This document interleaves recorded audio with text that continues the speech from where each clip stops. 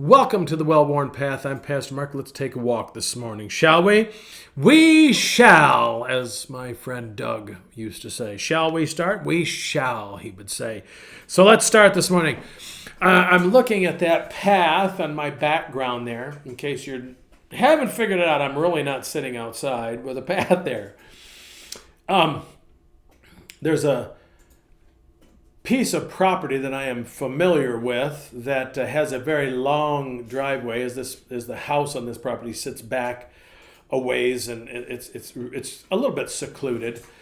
And all summer long, as I have gone to this property and I have spent some time there, and I've noticed that the driveway seemed to be overrun a little bit. Well, that property has been rented out now, and a fine young couple is living there, so I don't have access to that property anymore. But I was out there the other day for something, and I noticed that the very long driveway looked different than it had. And I thought, well, that's kind of cool. Matter of fact, it looked very similar to the one behind me there. All of a sudden, you could see where it was. It almost blended in with the grass around it, the pastures around it. And it got me thinking today about our well-worn path. And a well-worn path is worn because it has traffic on it. It was not getting enough traffic this summer when I was there to wear it down, but I've noticed just in about 2 months that all of a sudden you can see where the driveway is now. Much, much clearer. You could figure it out if you had to, but now you can see exactly where it is. And many of the stones and the roughness has been smoothed out because the car is driving on it and whatnot.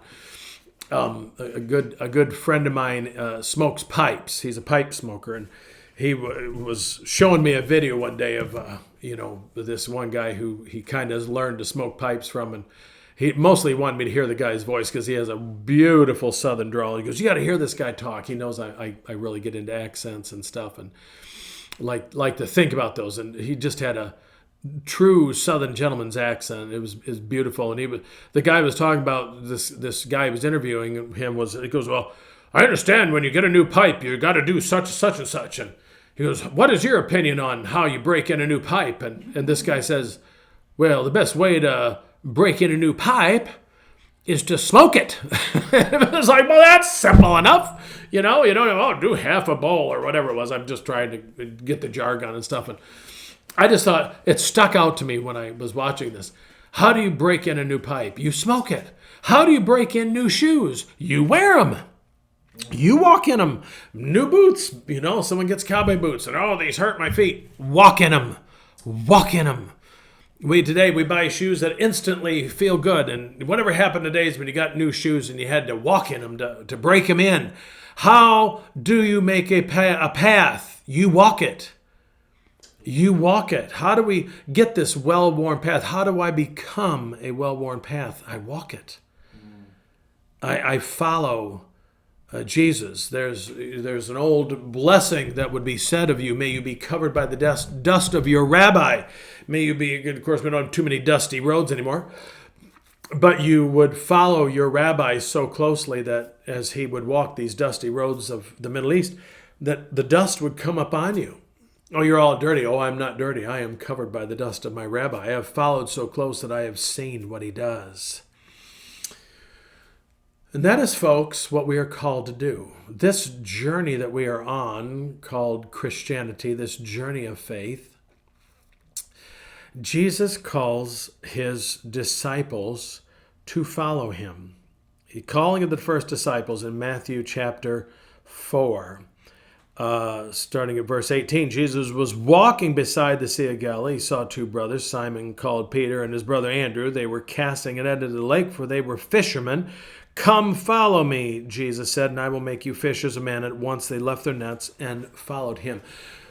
Folks, if you want to become a well-worn path, that is someone who is a seasoned Christian, and who has gone the way where you are now discipling other people. I remember one of my mentors in seminary number one, Don Whitlock, he said, Mark, it is time for you to start mentoring other people. You have mentors, but you have been doing this long enough that it is time for you to mentor other people.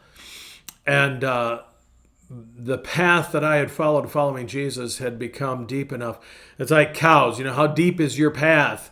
Cows follow. I got a friend. His name's Andrew. He has cows, and there's cow paths, and they get deep because the cows follow the same path all the time. How deep is your path? How close are you following Jesus, and how long have you been following Jesus that you can grow? Now, here's the interesting thing.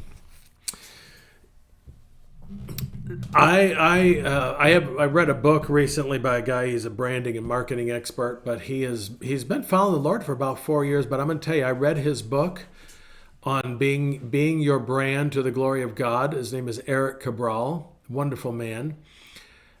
He has spiritual insights that do not come from his on marketing and branding, for sure, but on spiritual things as well. And I am amazed at how deep his path is so quickly. There are some people that they walk the path, but they take a lot of breaks, it seems. They don't necessarily, they're following, but they get a little distracted. Their GPS says recalculating too many times because they're off chasing butterflies or something. And to get on that path and to follow. And so today, as we are shifting our gear to this well-worn path, I want to suggest to you that you need to follow Jesus. Read his word. Pray. Engage with other people. Find a spiritual mentor, a spiritual development coach if you need to. Watching these videos, Andrew's videos, Bob's videos, Mel's videos, find something that will teach you to follow and to be on this path that you can become. The reason we follow Jesus is not to stay the way we were saying. We were having a discussion down here today.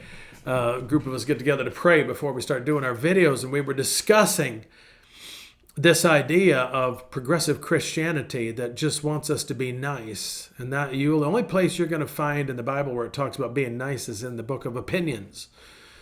Okay? Which is right after the book of Hezekiah. And, Jesus, he turned over tables sometimes. He confronted Pharisees. He addressed sin, not bad habits. He addressed sin. And if you are going to be a well-worn path, and you got to be on the well-worn path, because Jesus is the well-worn path, and we become more like Jesus. It's a metaphor, folks. It's a metaphor, as Dennis Bratcher was. A metaphor. He was from Texas. A metaphor for following Christ and being a Christ follower. And so I admonish you and I encourage you today to follow and to do those things. Get with somebody. Say, would you mentor me? Look at those people that will mentor you. I can think of mine. I've talked about them before when Chasing the Wind. Tony Fightmaster, Jim Lockman, Martin Arney. Actually, I still have guys down here where we record. Bob is a mentor of mine, and I mentor him, and Andrew. Well, we mentor each other. We weren't designed to walk this path alone. We walk it together, and we make the path. We break in the pipe, if you will. We break in the shoes, the cowboy boots, whatever, by doing it. Working out. You just don't, man, that's why I quit going to the gym, because, it didn't work. I went like twice and nothing happened, Someone asked me why I quit going to the gym. I said I reached all my fitness goals. I didn't need to go anymore. When you first start out at anything, it can be a little painful. It can be a little hard. It can be a little scary. I don't know where we're going. If you look at that thing behind me there, let me move here a little bit. Yeah, there we go. See, eventually it goes, and we don't know where it goes. But that's okay. All we need to do is to just keep on the path. Makes me think of Pilgrim's Progress. Walk in that path, and things happen along that path. Trust me, you're going to need Jesus.